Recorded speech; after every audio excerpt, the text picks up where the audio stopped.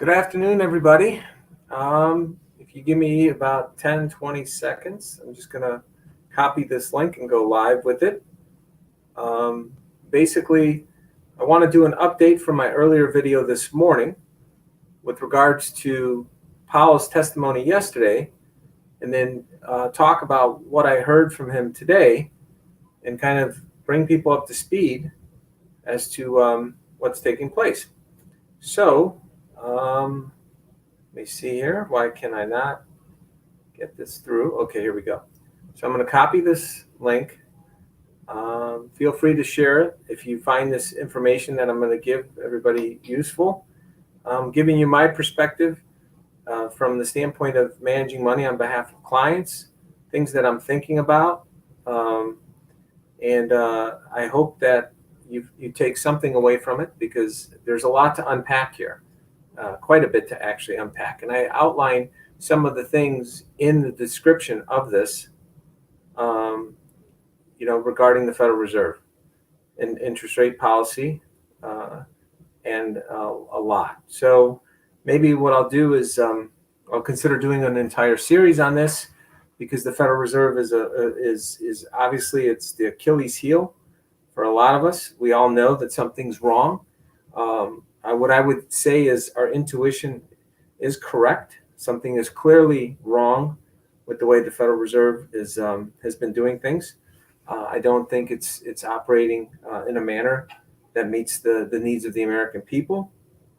And so with that, let's give it a couple minutes and then we will go live. Okay. I mean, not go live. Okay, so then I'm gonna start going over the information now. Okay, so Powell is testifying before Mad Maxine in California.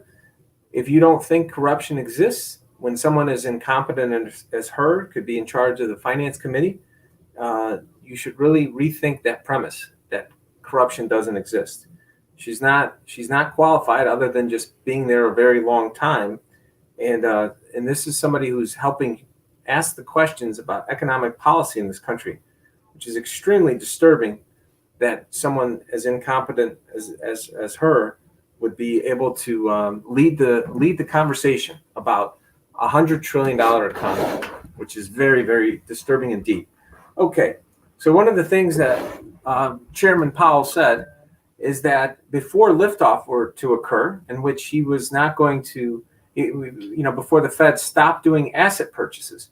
Now, asset purchases in theory sound like a great idea. Hey, the Federal Reserve is coming in, they're going to buy up assets and make sure prices don't fall. But I want you to think about this from your perspective. If you're going to the grocery store and you want to buy meat and you want to buy chicken and you want to buy eggs and you want to buy milk, real stuff, not this synthetic stuff that they're trying to pitch on us now. And the government said, hey, Bobby, don't worry about it. We're going to help keep prices up. We're going to come in and buy eggs and milk and chicken and beef.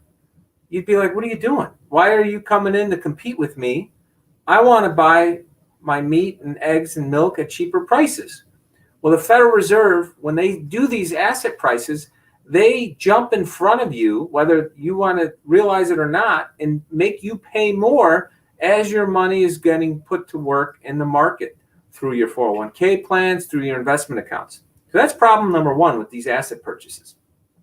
They're crowding out the private sector. Now he says, okay, we need to see that the unemployment rate falls. There's 10 million people lost their job last year. Watch the first clip from this morning and see for yourself. And it's in his testimony, so you can go pull it up on CNBC, or I think even on here. So 10 million people lost their job because of horrible policy by our government that led to a shutdown of so many industries and a clampdown with no repercussions to any of the politicians or any of the government spending. But it crushed wages by the tune of about $550 a month for all 150 million American workers per month. And then, by the way, we got slapped with $20,000 in debt on top of that last year. Okay, so when he says, well, we need employment to come back, but we helped create this problem through horrible government policy, And now we have to wait for unemployment to come back before they stop crowding us out of us purchasing assets on the cheap. If assets would have come down naturally as a result of less people working, there would have been other Americans and middle-class Americans, people that are just starting out with starter homes, they would have been able to buy things cheaper.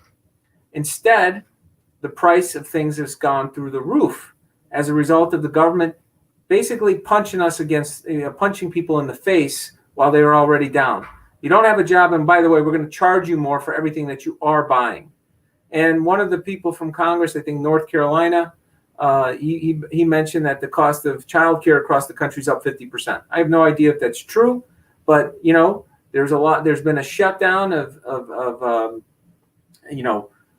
au pairs and everything else because of this whole pandemic from people overseas. So maybe it is true. Okay, so now he wants more people to get back to work before he takes that off asset prices. Basically, he's saying it's called lift off, before they lift off instead of the rip off. So we need asset we need to make sure that people are working. We need to hit a 2% target of inflation. So you ask yourself a question: who gets hurt when there's inflation? Most people in most industries across America get hurt when there's 2% inflation. Who doesn't get hurt when there's 2% inflation? All of the big tech companies. Isn't that something? Because they already have a cost structure where if they can say, oh, we have to raise prices, the whole economy's up 2%, they make more and more every single year that there's 2% inflation because it's all margin. So if you're Microsoft and you charge 2% more, sorry, the sun is coming through the window here. If you charge 2% more for software that costs $500 and now it costs 2% more, you make $10. What's your additional cost? Zero. You don't have any additional cost. You made an extra $10 per copy. Now, if you have 2% inflation and you spend $100 a week on groceries, the grocery store doesn't make an extra $2. They just took they had to eat all of that. So this targeting of inflation that the Fed is saying they want to do and do makeup targeting, and once we get to 2%, is bull. It's literally theft. It's a gift to Google, to Facebook, to Microsoft, every software company. They're trying to give them an excuse to jack everybody in the face with regards to their contracts. Look into it. There's probably an inflation escalation clause in those contracts where they don't need to pass along wage increases to their employees. These are service contracts. So I want you guys to think about that, because this is what the Federal Reserve is doing to all of us right now.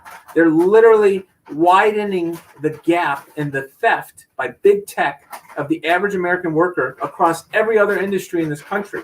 It really pisses me off. If you haven't noticed, I'm very upset by this, because the American people have been sold a bill of goods, and we have a Congress who's absolutely clueless. They don't understand economics. They don't understand inflation. They don't understand real returns on investment. And they're the ones that are dictating these policies. Okay, so let's go to the next thing. Climate change. No joke. He brought it up today. He said climate change. We're going to look at bank policies as well as Fed policies to address climate change. So they're going to try to turn around and figure out how to steal more of our economic rights, our money rights in this economy by tying our financial system to climate change.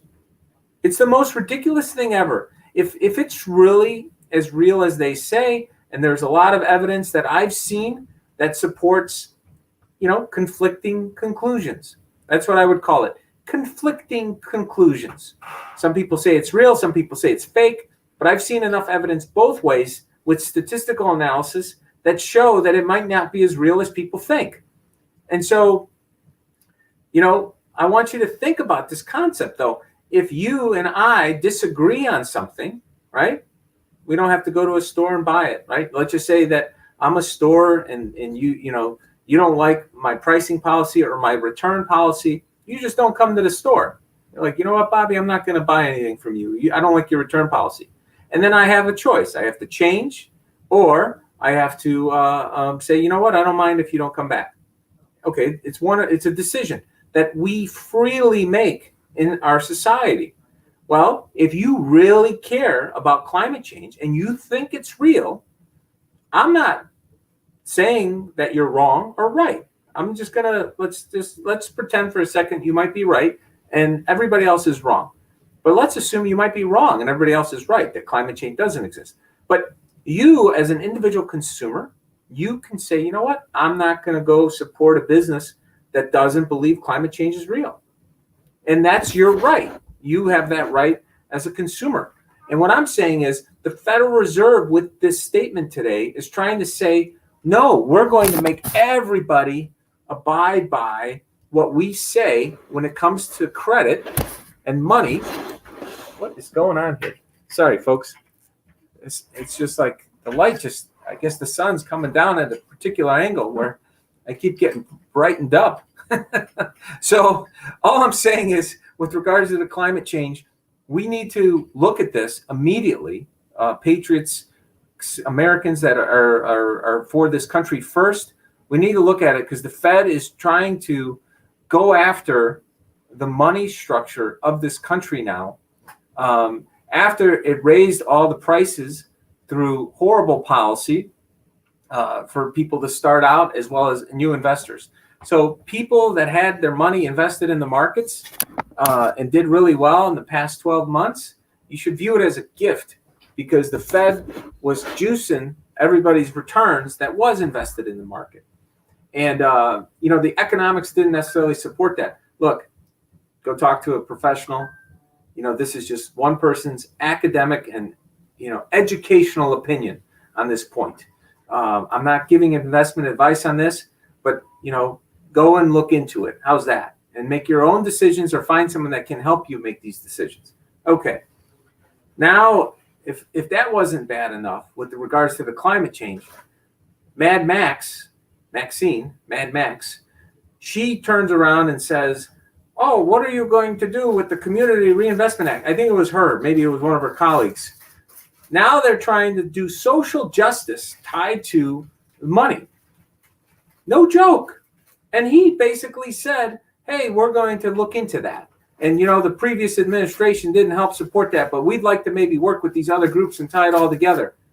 What a bunch of crap that they want to tie people's economic, whatever, color of their skin, what's going on with the religion next. What's next? We're going to cut off money if we don't agree with somebody's political ideology. I mean, this is a very dangerous thing. These are things that should be discussed in the publicly, and then go to the voting booth. And we should be able to vote on these things. We shouldn't let bureaucrats and an institution that has done nothing but hurt Americans for, basically since its inception. You look at the dollar, okay, how much it takes for you to, how much do you need to make today versus what you needed to make before the Federal Reserve existed? They've been basically crushing our wages since inception, crushing the American people's wages. I ran through the math, and it's in a past post. Before the Federal Reserve, this is actually, the Federal Reserve was created, I think, in 1913. If you look at that time frame, since the Federal Reserve came to life, it was about 1 out of every 8 cents that we earned, so 1 out of every $8 went to fund the federal government and went to fund the state government. 4 cents, 1 out of every $25 we earned went to the federal government, and 8 cents went to state and local.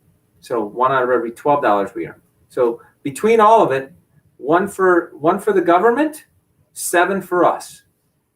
Fast forward to today, because of 100 years of crap by a bunch of bureaucrats and theft, basically legalized thieves, we get, if we're lucky, we get about 40 cents on the dollar back. So we get to keep $1.50 for every dollar we give the government. We're all in property taxes, sales taxes, income taxes, every kind of tax.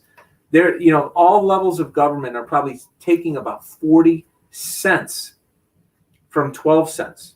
So when I say we should cut the government in half, this is why I say that. We'd still be giving them one out of every $5 we earned. Right now, we're giving them one out of every $2.50 we earn. Let me say that again. $1 out of every $2.50 across the economy, we give some kind of level of government. And don't think climate change isn't about a larger government grab. They want to control 50 to 60% of the economy.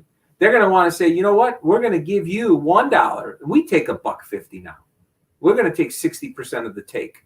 That's what they're going for with this social engineering, with this climate change crap. This is what's taking place right now, and they don't even hide it. You know, before this conversation would never even really take place for the public to see. But right now, they own CNBC, maybe Bloomberg. They're never critical of this stuff. Hey, this is the way it is. Nobody speaks up about it. And then if you do try to speak up, they try to silence you, as we've definitely learned with me. They've done their fair part, but you know, I'm gonna keep talking. Anyways, I'll keep finding alternative ways to get the message out. But look, all joking aside, I know I'm laughing because it just aggravates me, and sometimes I laugh because I get aggravated. And right now is one of those times where Powell is a punk, and he's basically punking out the American public, and he's just a fancy guy there with a suit, and he sounds smart, but he's smiling the whole way. He's ripping our faces off. Last year, all the new wealth in this country, that number I told you, the net worth went up by 12 trillion. Well, keep in mind, somebody asked a question about assets and liabilities and net worth. The value of all the assets in the country, let's just say they went up by 15 trillion.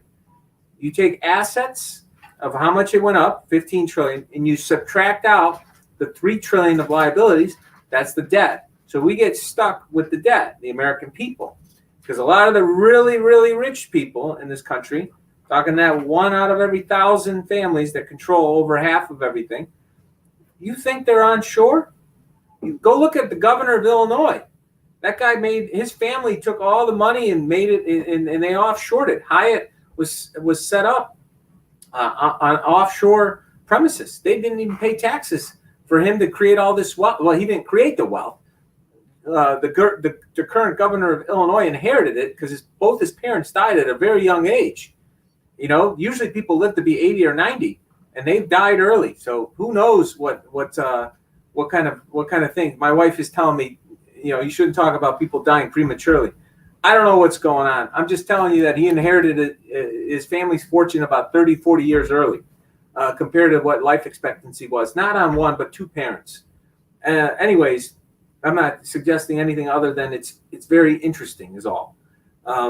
So with regards to the $15 trillion of increases in the asset values, you subtract out the 3 trillion, the basically $12 trillion of new net worth, while 10 million people lost their job.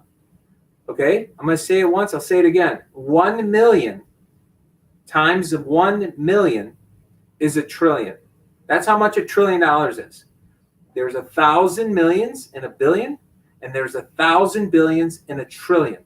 1,000 times 1,000 is a million. 1 million times 1 million is $1 trillion. So the fact that $12 trillion of new net worth, while all these businesses were devastated in the restaurant industry, the travel industry, all these entrepreneurs got wiped out. They got sent their $1,200, but they got $20,000 of new debt per worker, you know, with our federal government.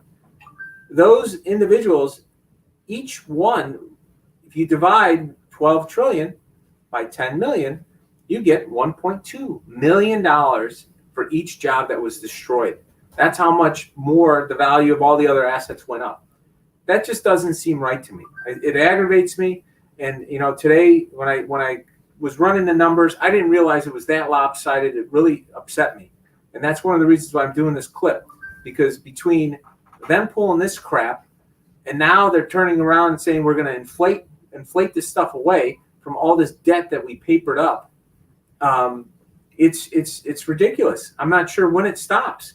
Next thing you know, they're going to try to tell everybody, hey, everything's collapsed. We need to feed you, but we're only going to feed you if you do this, if you do X, Y, and Z. And so we need to get this stuff figured out. Look, I'm working as fast as I can. I know I have my day job, but this is part of my day job. So I'm kind of sharing some of the stuff that I do during the day to think about where the world's going and how to put money to work. This is part of my job. I have to do this. So doing these videos is good for me because it helps me verbalize what I'm reading and seeing, and then answering some questions maybe along the way so that I can make better investment decisions for my clients. And I hope that you find some of this useful for your own life when you're thinking through things and looking at stuff. Preactive Investments is the name of my company. I'm going to be doing newsletters. I know I've kind of put that on hold for a while, but please, fill out the link if you would like to be part of the newsletters. I am still doing this other thing on the side, which I don't want to mention in here because I don't want to be censored. For everybody who sent me their information, I have been inputting it all, and I will have to get you. I'll try to get an email out hopefully by this upcoming weekend. And I have my Give, Send, Go for the equipment that I'll be buying for that whole project. You can look into it. I don't want to get it censored yet. So with regards to that project, I do have it on. I think I have a link on Gab. I'm about 80% of the way there. I'll be buying the equipment, and once again, I'm buying the equipment because this is a massive undertaking, and I want the equipment to be separate from what I'm using for what I do for my work. And so, I'm looking at different things that people have given me advice on, and so that people that are involved in this project and volunteers, hopefully I'll be able to get it up sooner rather than later with regards to being able to have people, get the metadata. And so look into it separately. I don't want to enclose it here. So anyways, with that being said, I hope you find this useful. Feel free to make comments on the video, and I will try to read the comments on these videos that are tied to economics. If I don't make it directly, then I will take notes and try to address it in another video. So you might have to watch another video for your answer. Anyways, I'm just kidding around. I'll try to answer it there as well. So anyways, thank you so much for chiming in. I appreciate it. Thanks.